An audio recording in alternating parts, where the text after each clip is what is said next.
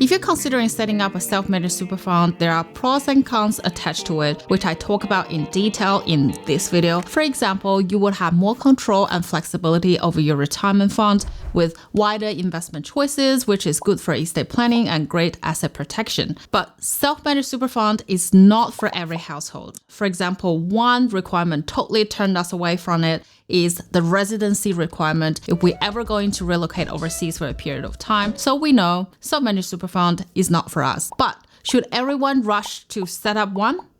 Of course not. Setting up and running a self-managed super fund isn't free. What is the minimum balance to make self-managed super fund a cost-effective option is the primary consideration for most people. The financial regulator ASIC previously stated that balances above 500,000 allow the annual flat fee of about 13,900 to make sense, which had been used as the guidelines by many financial advisors for their clients. But in December 2022, a financial firm, Rice Warner, found out that the funds with balance of 200,000 or more were cost-effective. So which one's true? 500,000 or 200,000? So in this video, let's find out how much it really costs to run a self-managed super fund, and then we can back engineer the cost-effective balance required compared to an average industry super fund. When it comes to self-managed super fund, there are two types of costs involved. The initial one-time setup fee, which we are looking at around $1,500 to $2,500. It covers the cost of establishing your fund, legal documentation, the ongoing operating cost. These expenses can be grouped into 9 categories. Interest expense within Australia. This includes interest on loans taken within Australia to invest in the fund, and interest expense overseas, similar to the above, but for loans taken out abroad.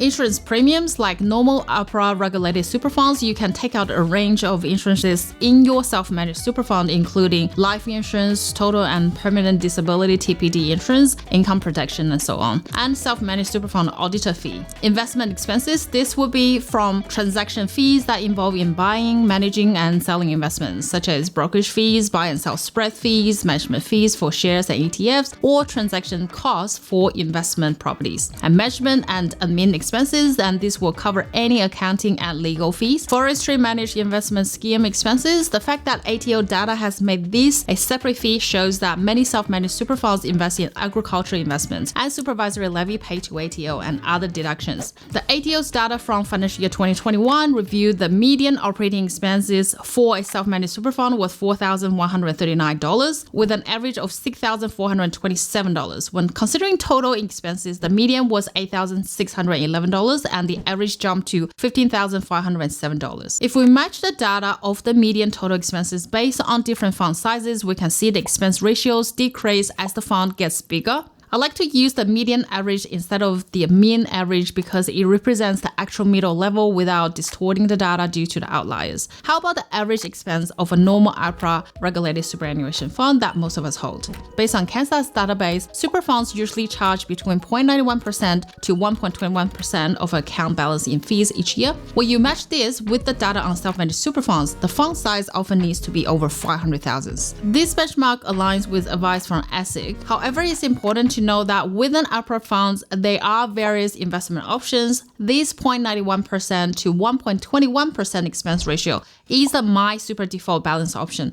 We can find even much cheaper options, such as those funds that invest in passive index funds. Let's pick the index diversified option from Australian Super and see the total fees for different balance sizes. There's an administration fee, $1 per week plus 0.1% yearly fee of your account balance, capped at $350. Pretty sweet deal because it means that the fee doesn't just endlessly scale up with your account balance. On top of that, the total investment and transaction fee for the index diversified option is 0.11%. Now, onto the insurance bit, I will also choose the death cover of $1 million, total and permanent disability cover of $500,000, and income protection over $1,500 monthly for up to 2 years. The premium would be $11.61 weekly, tally up to $604 per year. I have the total expense in dollar amount figured out from the account balance from $50,000 all the way up to $2 million. When you match all those costs together to figure out the total expense ratio, you are essentially looking at what slice of your investment pie these fees are taking. Given the super low fees we're talking about here, especially with the index diversified option,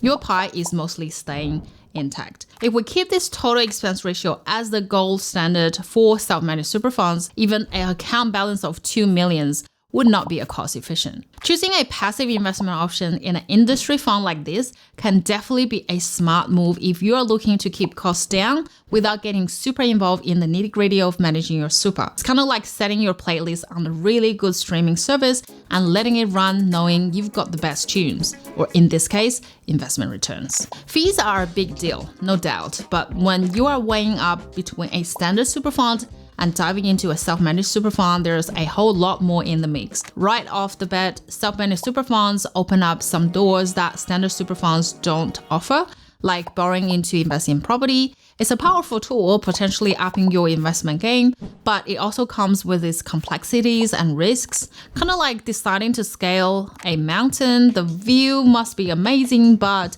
you gotta be prepared for the climb. Then there is the time commitment. ASIC's not kidding when they say trustees can spend around 100 hours a year managing their self-managed super fund. That's a lot of weekends or evenings that you could be chilling out. It's a big task and not everyone's cup of tea. Being a trustee is no walk in the park.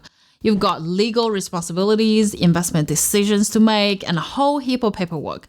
It's a bit like running your own business. The freedom's great, but so is the workload. And if you're thinking, well, I just pay someone to handle the nitty-gritty, you're right, you totally can, but that's where choosing the right accountant or financial planner becomes crucial. Fees for their services can swing widely from $2,000 to $6,000 for what might seem like the same job. If you're sitting there thinking, okay, but how do I even start to decide? Don't sweat it. There's tons of resources out there, including checklists and pros and cons videos, like the one that I put together, that can help guide you through making this big decision. So yeah, jumping into a self-managed super fund can be a bit like stepping into a whole new world. It's exciting, sure, but also a bit daunting with all the responsibilities and decisions. Whether you decide to take the plunge or stick with a more traditional super route, the key is doing your homework and making sure whatever choice that you make fits you, your life, your goal, your readiness to take on those trustee duties. My name's Irene. I'll see you next week. Bye.